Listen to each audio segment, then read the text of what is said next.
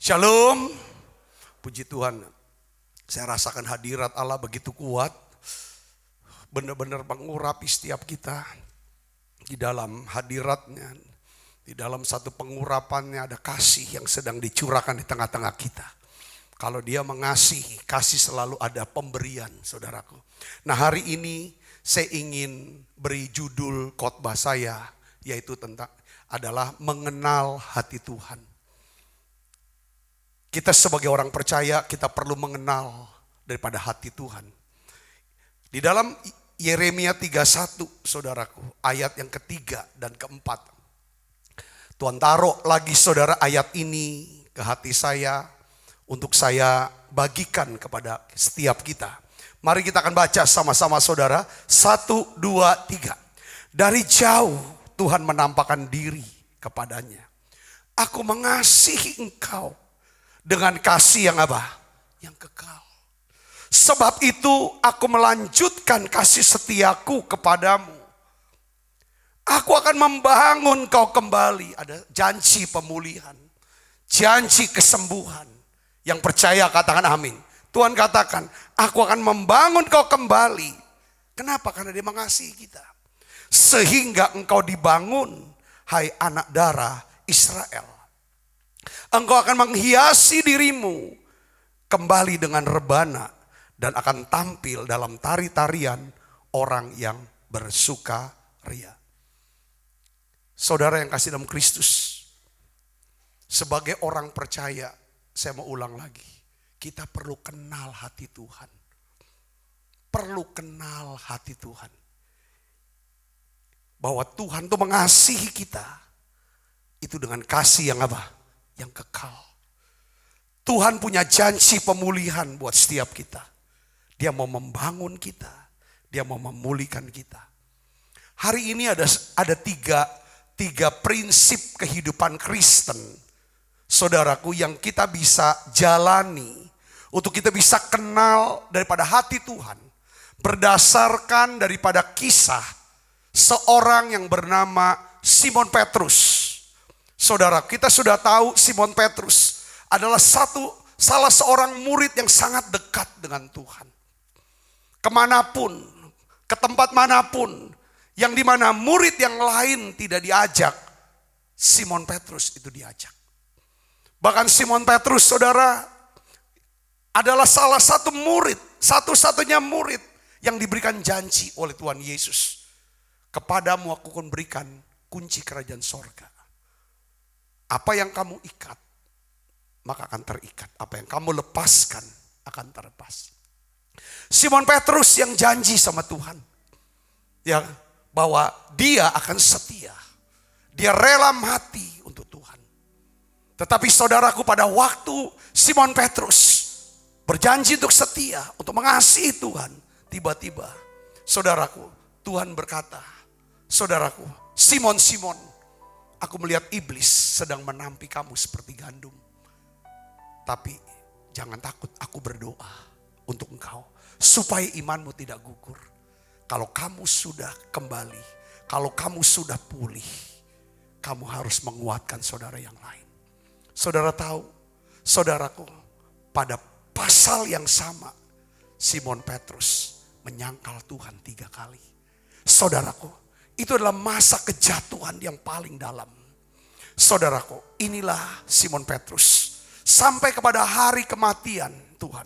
Yesus dikuburkan dan Yesus bangkit.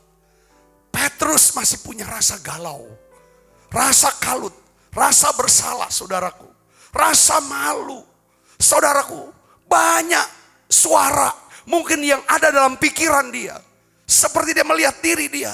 Kok begitunya dirinya memperlakukan Tuhannya, menyangkal sampai 3 kali. Saudaraku yang Kristus, kalau kita mau lihat, saya mau ajak ibu bapak baca sepotong-sepotong ayat, tetapi saya ingin ibu bapak semua nanti baca di rumah. Yohanes pasal 21 ayat 1 sampai terakhir. Saudaraku, saya ingin ajak saudara, hal yang pertama, prinsip pertama yang harus kita pelajari dari kisah Petrus adalah ini, saudara. Di dalam Yohanes 21 ayat 3, Petrus dia berkata begini, saudara, aku pergi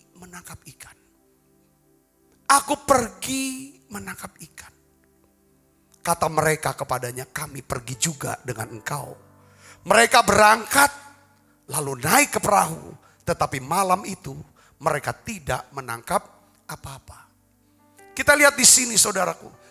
Ya, prinsip pertama yang saya pelajari dari ayat-ayat ini saudara. Yang pertama adalah apa? Dari kisah Petrus ini. Kita perlu menguasai diri. Kita perlu menguasai diri dan jadi tenang. Saat mengambil satu keputusan yang penting. Ini prinsip yang pertama saudaraku. Prinsip yang pertama. Kita perlu menguasai diri dan menjadi tenang. Saat mengambil satu keputusan penting. Yang mengerti katakan amin. Yang mengerti katakan amin. Saudaraku. Karena saat terburuk. Untuk mengambil keputusan. Adalah saat pikiran dan hati kita sedang apa? Kalut dan kacau. Waktu pikiran sedang kalut dan kacau. Itulah saat terburuk. Saat yang tidak boleh kita mengambil keputusan. Simon Petrus sedang dikuasai oleh perasaan kalut, kacau. Karena dia baru menyangkal Tuhan Yesus sebanyak 3 kali. Lalu saudara dia dapat kabar bahwa Yesus hendak bertemu dengan dia. Hendak berjumpa dengan dia di tepi danau Galilea. Saudaraku yang sekristus. Simon tidak tahu apa yang hendak Tuhan Yesus mau bicara sama dia. Dia tidak tahu. Mungkin dia bisa meraba-raba begini saudara dalam pikiran. Saudaraku, ada suara-suara dalam pikiran berkata, apakah Tuhan masih mengasihi aku? Apakah Tuhan masih mau mengampuni aku? Apakah Tuhan masih mau mempercayai aku? Pasti banyak. Pasti Tuhan. Terus pikiran-pikiran. Nah saudaraku, saat Petrus menanti untuk berjumpa dengan Tuhan. Hatinya dipenuhi dengan rasa bersalah. Rasa takut. Rasa malu. Saudaraku, nah di tengah-tengah pikiran yang kalut ini saudara. Yang kacau ini. Dia ambil keputusan. Untuk apa saudara? Pergi menangkap ikan. Ia pergi lari jauh dari panggilan Tuhan. Tuhan sudah panggil dia. Aku akan menjadikan engkau apa? Penjala manusia. Petrus kembali kepada kehidupannya yang lama. Dan Alkitab katakan ketika dia kembali kehidupan yang lama. Semalam-malaman dia nangkap ikan. Tapi dia gak dapat 1 ekor ikan pun. Saya nangkepnya begini. Setiap orang Kristen yang pernah dijamah oleh Tuhan. Yang pernah melayani Tuhan. Yang pernah punya hubungan, persekutuan yang erat dengan Tuhan. Yang sudah tahu betapa baiknya Yesus itu. Setiap orang Kristen yang sudah mengalami yang namanya mujizat, kasih, berkat, dia sadar itu Tuhan. Dia sudah mengalami perjumpaan dengan Tuhan. Setiap orang Kristen yang sudah mengalami ini. Lalu karena keadaan, karena situasi, mengalami kejatuhan dalam hidupnya. Lalu dia lari dari panggilan Tuhan. Lalu dia jauh dari Tuhan. Setiap kita yang jauh dari Tuhan. Yang kembali kepada kehidupan kita yang lama. Saya mau kasih tahu, hidup kita kosong. Hidup kita kering. Kita akan kehilangan sukacita keselamatan. Keselamatannya enggak hilang, tapi sukacita keselamatan ini yang hilang. Kalau kita jatuh dan tidak mau bangkit. Kita jatuh dan tidak mau pulih. Kita mau tetap tinggal di dalam dosa, di dalam kebencian, dalam kesalahan. Saudara, kita hidup kosong, jauh. Saudaraku yang sekristus. Pelajaran yang kita bisa petik dari poin yang pertama adalah jangan ambil keputusan yang penting ketika hati dan pikiran kita lagi apa? Kalut dan kacau. Karena kalau kita ambil keputusan itu tidak akan pernah menghasilkan yang baik buat diri kita. Bahkan justru bisa merugikan Bukan cuma diri kita, tetapi orang-orang di sekitar kita yang ngerti, katakan amin. Waktu Petrus ambil keputusan kembali ke hidupnya yang lama, sahabat yang lain bilang, aku akan ikut juga. Kadang di dalam keluarga, suami istri, kita bisa gagal dan kita bisa jatuh. Lalu salah satu yang jatuh, salah satu yang gagal, hati galau, kalut, kacau, mungkin marah, mungkin menjadi benci. Dengar baik, jangan ambil keputusan. Saudara bisa ngerti keputusan apa? Langsung ngomong, cerai.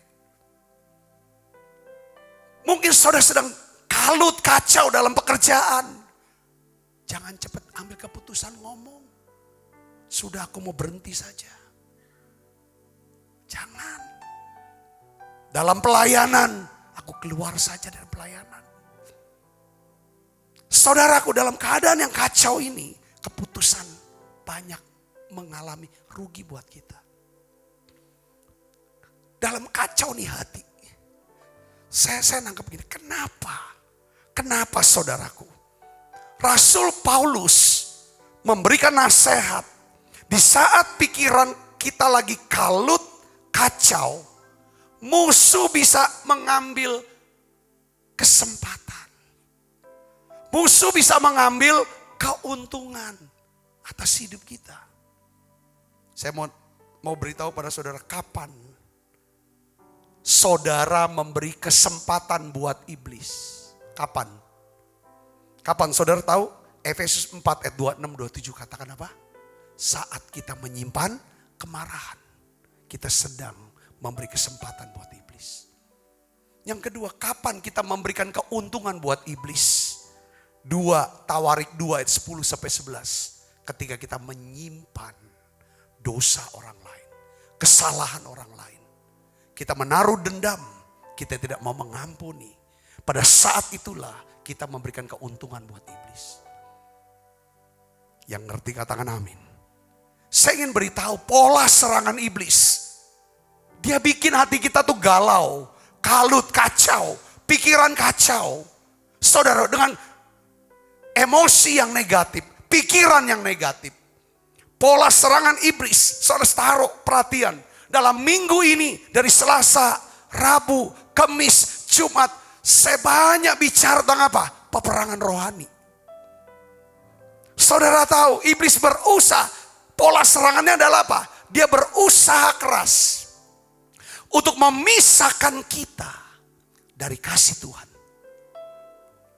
Apa artinya? Saudaraku, Rasul Paulus di dalam Roma 8 ayat 35 katakan, siapakah yang dapat memisahkan kita dari kasih Kristus? Dia mau bilang begini, penindasan dari orang jahat. Saya dijahati, saya mengalami kesesakan seolah Tuhan tidak tolong saya. Saya dianiaya sama orang jahat, saya mengalami kelaparan, saya mengalami ketelanjangan, saya mengalami bahaya dan pedang. Saya tidak mau berpikir dan omong bahwa saya sedang dijahati. Karena tidak ada satupun yang dapat memisahkan saya dari kasih Kristus. Saudara bisa mengerti sini, katakan amin. Artinya apa di sini? Saudara, kata ini adalah Paulus dia mau kasih ajar kita. Iblis berusaha dalam pola serangannya, dia ingin tanamkan apa? Kebencian. Dia mau tanamkan kebencian supaya selalu keluar dari mulut kita, dari jari-jari kita, ujaran-ujaran apa? Kebencian. Saudara, di mana kita merasa bahwa diri kita tidak dikasihi. Tidak dikasihi oleh Tuhan. Tidak dikasihi oleh keluarga. Tidak dikasihi oleh majikan kita atau bos kita. Kita tidak dikasihi oleh sahabat kita. Oh, saya tidak dikasihi lagi oleh gereja, oleh pemimpin saya. Ketika seseorang merasa aku tidak dikasihi lagi, aku sedang dibenci, pada saat itulah iblis sudah dapat kesempatan, iblis sudah dapatkan keuntungan, dia berhasil memisahkan saudara dari kasih Tuhan. Saudara bisa ngerti sini? Katakan amin. Katakan amin, saudara. Ini yang melemahkan cara kerja pola serangan daripada musuh seperti ini. Sebab gini, di mana tidak ada kasih, yang ada kebencian. Di mana tidak ada kasih, maka di situ akan timbul apa? Ketakutan. Ketakutan. Di mana ada ketakutan, di sana akan ada apa saudara? Dosa, kejahatan, dan penghukuman. Sebaliknya, di mana ada hadir kasih, di situ tidak akan ada ketakutan. Di mana tidak ada ketakutan, di situ tidak ada lagi penghukuman. Yang percaya katakan amin. Kekuatan saudara dan saya adalah apa saudara? Kasih Allah. Kekuatan kita adalah kasih Allah. Saudara dan saya harus percaya bahwa kita dikasihi oleh Allah dengan kasih yang kekal. Kenapa saudara dikasihi oleh Allah dengan kasih yang kekal? Karena kita semua berharga di mata Tuhan. Karena saudara dan saya berharga, makanya Allah, Yesus mau mati di atas kayu salib. Untuk menebus dosa kita. Yang mengerti katakan amin saudaraku. Jadi di masa tua Petrus, Rasul Petrus, karena dia punya pengalaman ini. Saudara, dia ketika dia menyangkal Tuhan, seperti menyangkal tuh, aku gak kenal sama Yesus ini, aku gak kenal sama dia. Bayangin saudaraku, lalu selesai dia menyangkal, seperti orang gak tahu terima kasih, orang gak tahu diri nih. Betapa besarnya perhatian Tuhan, betapa besarnya kasih Yesus sama dia. Betapa besarnya, banyak sekali penghargaan, kesempatan yang Yesus sudah beri kepada Petrus. Ketika Yesus dalam kelemahan, dia bilang aku gak kenal dia. Pasti Petrus menghukum dirinya. Dia merasa bahwa Yesus pasti benci aku. Lalu dia juga benci sama dirinya. Jangan benci diri saudara. Jangan benci diri saudara. Tuhan tidak pernah benci kita. Katakan amin saudaraku. Mungkin kita gak bisa mengasihi diri kita seperti Tuhan mengasihi diri kita. Tapi Tuhan mau hari ini kita tahu. Jangan ambil keputusan apapun ketika hati kita galau. Di hari tuanya Petrus, dia tulis surat pengembalaan. Dalam 1 Petrus 4 ayat 7 katakan. Kesudahan segala sesuatu sudah dekat. Karena itu apa? Kuasai dirimu. Jadi tenang supaya kamu dapat berdoa. Terutama kasihilah sungguh-sungguh seorang akan yang lain. Sebab kasih menutupi banyak sekali dosa. Petrus ngalamin. Aku banyak dosa di hadapan Tuhan. Aku banyak salah sama Tuhan. Tapi karena dia mengasihi aku, dia tutupi. Dia ampuni aku. Saudara kasih Kristus. Kita tahu, sekalipun Simon telah pergi jauh meninggalkan panggilannya. Sekalipun Simon tidak setia kepada Tuhannya. Tapi Tuhan Yesus tetap mengasihi Simon. Dia berdiri di tepi danau Tiberias. Dia cari, dia dapatkan kembali mereka. Dia berkata, Yesus berkata, hai anak-anak, adakah kamu mempunyai lauk pauk? Dia tanya saudaraku. Kenapa yang ditanya bukan apa kabarnya, sehat enggak? Dia enggak tanya itu.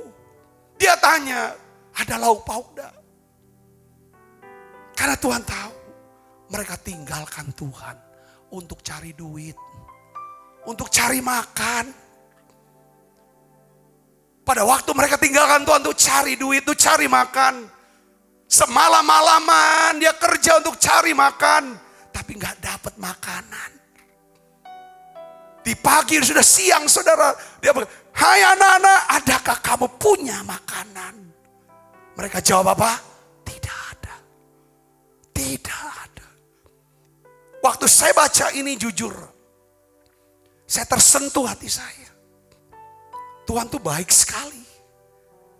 Tuhan baik sekali. Saudaraku yang Kristus. Lalu ketika mereka bilang dengan jujur, aku udah punya Tuhan. Tuhan bilang apa? Tebarkanlah jalamu ke sebelah kanan perahumu untuk tangkap ikan. Coba lagi. Coba lagi. Dengar baik saudaraku, satu hal saya mau kasih tahu. Mereka dapat ikan setelah mereka dengar suara Tuhan. Katakan amin.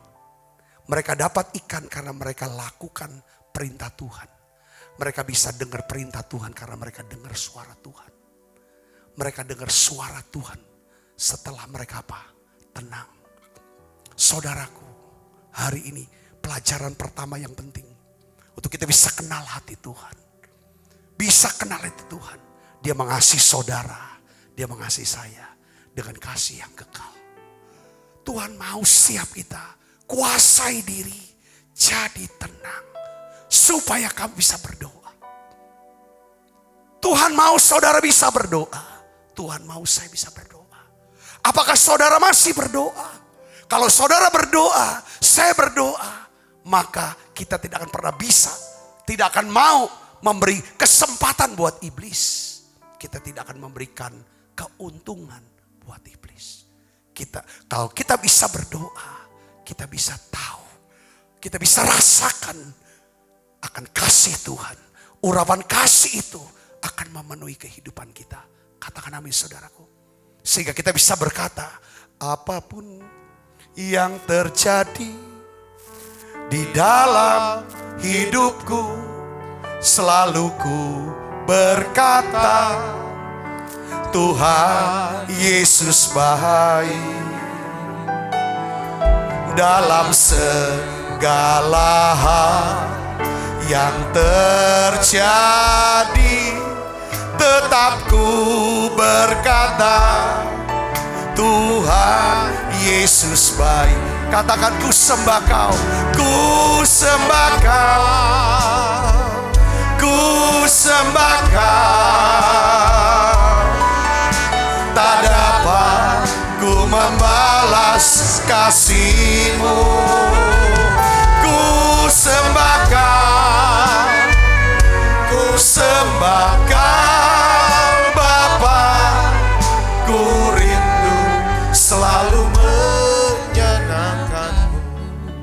Saya mau mikir begini nih, saya mau nyampaikan gini. Tuhan datangi Simon di tepi danau. Perkataan pertama cuma berkata, hai anakku, apakah kamu punya lauk pauk? Dia gak ngomong saudaraku. Petrus, terlalu kau terlalu kau nih. Gak tahu diuntung, gak tahu malu, gak tahu diri kau. Dia tidak marah seperti itu. Dia tidak cari bukan untuk marah-marah, untuk maki-maki. Itu Tuhan. Kalau kita mungkin itu. Tapi Tuhan, ketika kita setia, Dia setia. Ketika kita tidak setia, Dia tetap setia. Ini yang saya mau kasih tahu hari-hari ini. Mungkin kita capek dengan suara-suara yang terus menyerang, menyudutkan, menyalahkan. Hari ini saya mau kasih kabar baik. Kita punya Tuhan namanya Yesus. Dia mengasihi kita dengan kasih yang kekal. Katakan amin saudaraku. Karena Dia mengasihi kita, Dia mau memulihkan kita. Dia mau membangun lagi, menata lagi hidup kita, masa depan kita. Satu kabar yang luar biasa. Katakan amin. Katakan amin. Jangan cepat ngomong. Jangan cepat ambil keputusan kalau hati lagi galau. Hati lagi marah. Hati lagi benci. Hati lagi susah. Doa. Doa. Itu yang pertama. Kalau kita doa, kita bisa lihat kasih-Nya dinyatakan dalam hidup kita. Katakan amin. Katakan amin. Yang kedua, saya mau kasih tahu saudara. Kalau kita mau kenal hati Tuhan, coba saudara dan saya kita belajar untuk berlaku murah hati. Murah hati sama siapa? Sama Tuhan. Murah hati sama Tuhan. Dalam apa kita murah hatinya? Ya dalam waktu, talenta, uang yang kita punya. Saya mau kasih tahu begini saudaraku. Ya. Kalau kita tahu Tuhan ini minta sesuatu yang kita punya. Kalau Tuhan bisa minta sama kita, itu sebenarnya Tuhan mau memberkati kita. Saya nggak dengar kata amin. Coba saudara tulis di live chat, katakan amin. Saudara bisa kata ya Tuhan. Kalau Tuhan bisa kasih kita perintah, kita bisa disuruh-suruh sama Tuhan. Itu artinya Tuhan mau memberkati kita. Dengan berkat rohani, jasmani, hubungan dan keuangan. Tuhan tuh taruh di saya lagi. Kita ini gereja sudah belasan tahun beri makan saudara-saudara kita yang kekurangan. Kasih beras sembako. Karena pandemi kita tidak ada ibadah. Lalu kita beri sebagian. Lalu Tuhan bilang sekarang ya sembako tetap. Tapi Tuhan bilang apa? Beri makan. Beri makan. Nasi kotak. Makan siang. Gak usah sebut itu dari gereja Betel Indonesia. Gak usah. Kita pakai istilahnya warung Palembang Blessing. Gratis. Gak usah bayar. Bayarnya apa? Berdoa untuk negeri tercinta. Bangsa tercinta. Doa untuk Indonesia. Doa buat kota kita. Itu saja. Kita dapat. Saudaraku. Waktu awal pandemi. Kita dapat disuruh Tuhan. Tiap hari. Masuk menara doa. Lewat internet. Lewat online. YouTube. Facebook. Apapun media sosial. Tiap hari kamu masuk. Dan tiap hari harus makan perjamuan. Ini perintah. Kalau tuh kita bisa dapat perintah. Atau kita dapat yang namanya, oh Tuhan minta duit tuh sama saya. Tuhan mau saya bawa persembahan, persepuluhan. Kita dapat ini. Karena ini perintah tertulis. Tapi di luar itu, oh Tuhan mau saya memberi. Dalam jumlah, lakukan ini dan itu. Kalau dia minta, kalau Tuhan bisa minta. Bukan berarti Tuhan tuh kekurangan. Tuhan mau ngambil, merampas milik kita. Enggak. Dia berkata, aku datang. Aku datang ke dalam hidupmu. Hadir hidupmu. Untuk memberikan hidup. Supaya kamu beroleh hidup yang Sebaliknya iblis. Jangan main sama iblis. Jangan berhubungan dengan setan. Jangan hubungan dengan orang pintar, dukun apapun. Iblis gak ada yang baik. Dia tidak murah hati, dia kejem. Dia pencuri. Dia curi, bunuh, binasakan. Katakan amin. Sehingga saudara lihat tadi ada tayangan singkat tentang warung Palembang Blessing. Kalau Tuhan suruh saya, ya kan saudara, saya tuh seperti dipaksa harus lakukan. Sekalipun mungkin banyak halangan. Mau ada dukung, mau nggak ada dukung. Pokoknya jalan dululah saya. Karena inilah Tuhan. Saya percaya secara pribadi pun ada perintah yang Tuhan beri kepada saudara. Ketika saudara duduk diam, saat teduh, saat saudara ikut menara doa, saat saudara ikut ibadah raya seperti ada sesuatu sebenarnya. Aku harus lakukan ini loh, lakukan itu. Saya ingin beritahu, saat Tuhan melalui Nabi Elisa meminta air, meminta roti kepada janda di Sarfat. Sedangkan dia saja cuma punya sedikit tepung, sedikit minyak. Saudaraku, kalau Tuhan bisa minta sama si janda ini, sebenarnya Tuhan mau pelihara dia. Tuhan mau berkati dia. Katakan amin saudaraku. Katakan amin.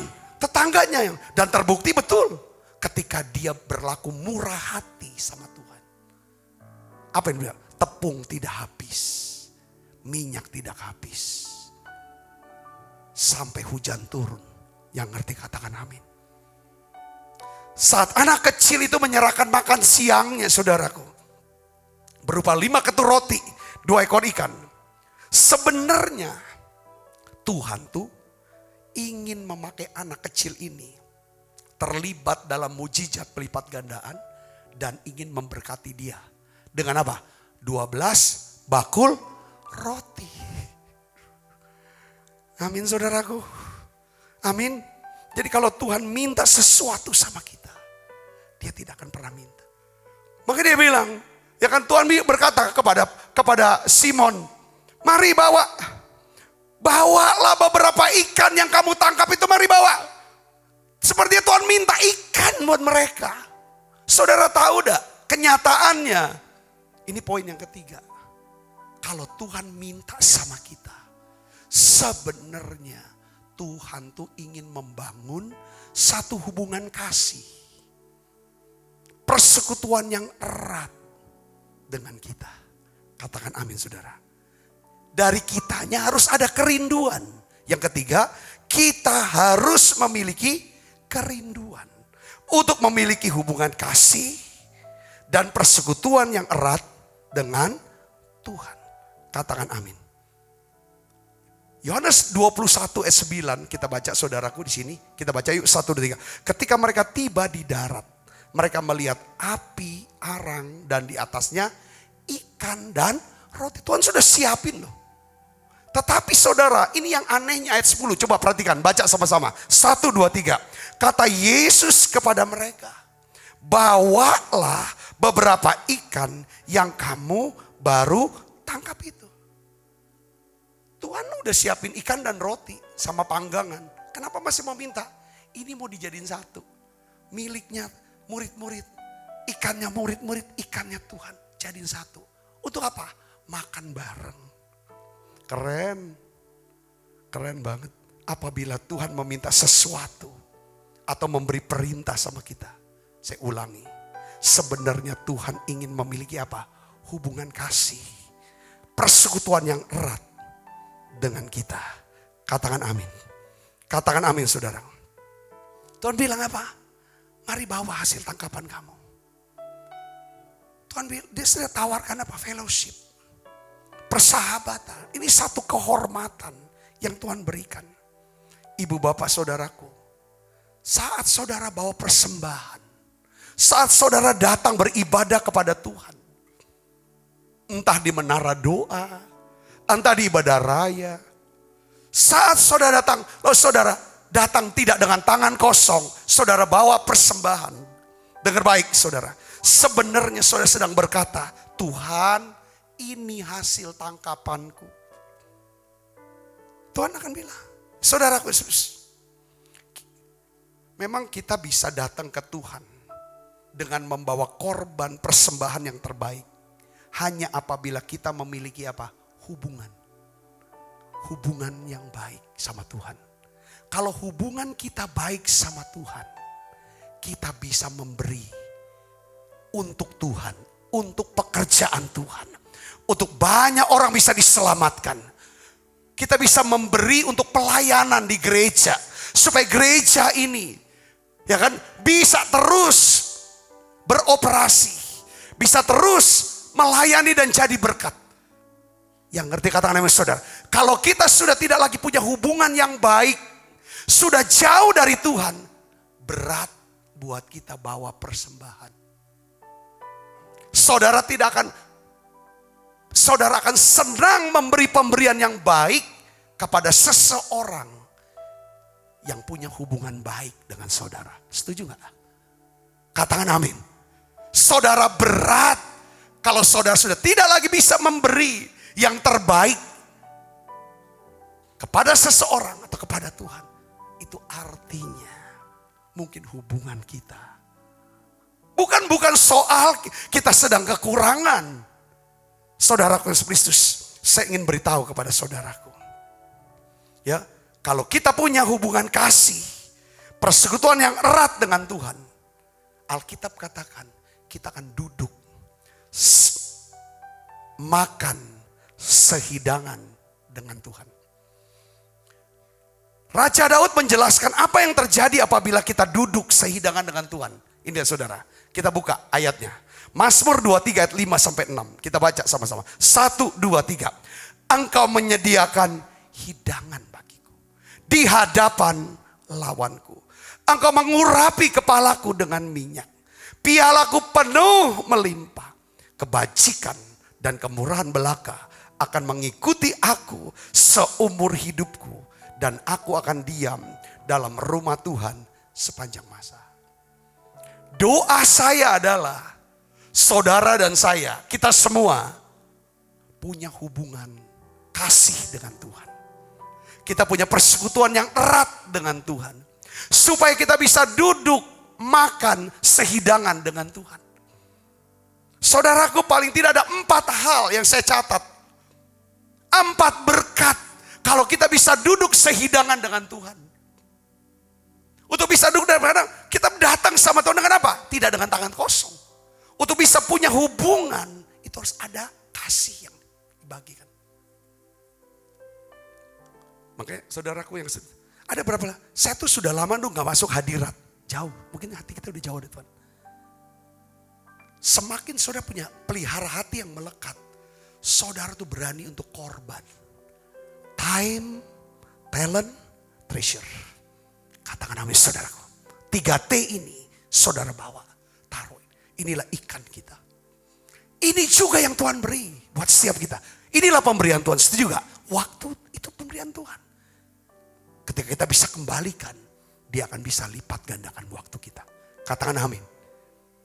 Talenta kita, kepintaran, kebisaan kita kita berikan untuk Tuhan. Untuk supaya banyak orang bisa memuliakan Tuhan. Maka Tuhan akan lipat gandakan talenta kita. Saya juga nggak tahu ya. Kok bisa setiap hari itu khotbah. Dengan tema yang beda. Itu kan bicara tentang talenta. Betul gak saudaraku? Kalau dari kemampuan ini terbatas. Dan saya tahu ketika kita beri waktu kita.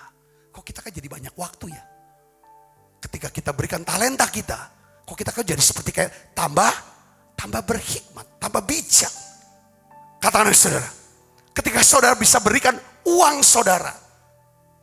Kok sepertinya cukup terus. Apa yang kita butuhkan gak pernah kekurangan. Katakan amin saudara. Tapi semata-mata yang kita taruh adalah karena kita punya hubungan kasih sama dia. Ada persekutuan yang erat dengan dia. Sehingga kita bisa duduk sehidangan dengan dia. Apa yang terjadi ketika saudara duduk sehidangan dengan dia?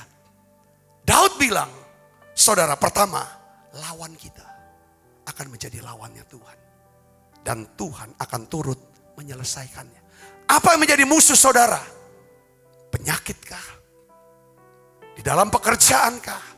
Masalah hubungankah? Masalah keuangan. Apa yang menjadi lawan? Lawan kita, musuh kita bukan orang.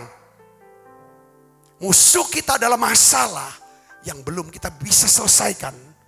Tuhan katakan, ya kan? Engkau sediakan hidangan di hadapan lawanku. Katakan amin saudaraku.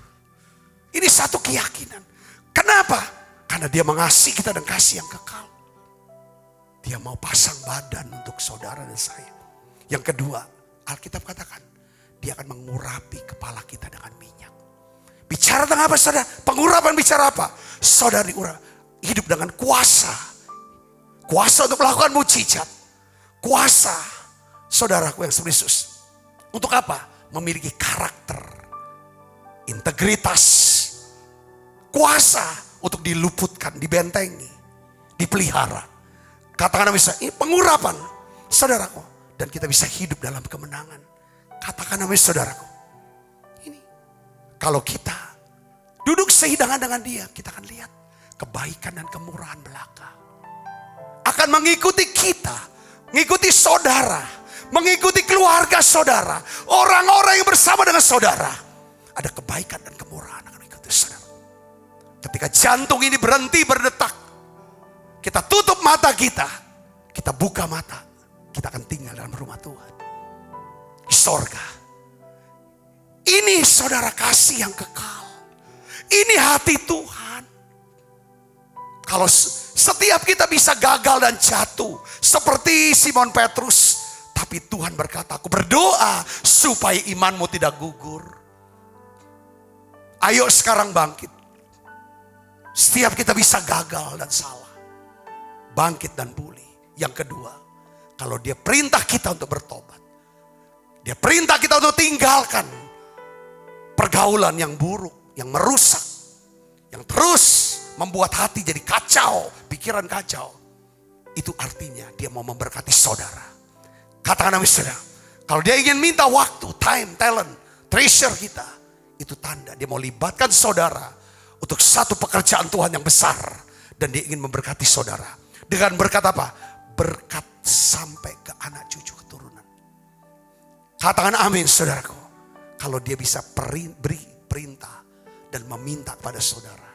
Dengar baik. Dia ingin duduk sehidangan dengan kita. Dia mau punya fellowship dengan kita. Kalau sudah punya fellowship, percaya. Masalah kita menjadi masalah Tuhan. Seperti Daud yang ngerti ini. Makanya dia berani lawan Goliat. Saudaraku. Karena dia tahu. Musuh Daud menjadi musuh Tuhan. Dan Tuhan akan bertindak. Menggantikan dia. Saudara dikuatkan hari ini. Saudara diberkati hari ini. Katakan amin saudaraku. Katakan amin. Jangan ambil keputusan ketika galau hatimu. Murah hati sama Tuhan. Terus punya kerinduan untuk selalu duduk makan sehidangan. Makanya sejak pandemi Tuhan bilang, ayo duduk sehidangan denganku, hambaku Sabta. Caranya dengan apa? Tiap hari kita makan perjamuan kudus. Perjamuan kudus ini kita mau punya hubungan kasih. Kita mau persekutuan yang erat. Duduk sehidangan dengan Tuhan. Katakan amin saudara. Tuhan janji. Aku akan luputkan. Aku akan bentengi. Aku akan lindungi kamu. Dari segala sakit penyakit. Dari segala malapetaka mara bahaya. Yang percaya katakan amin.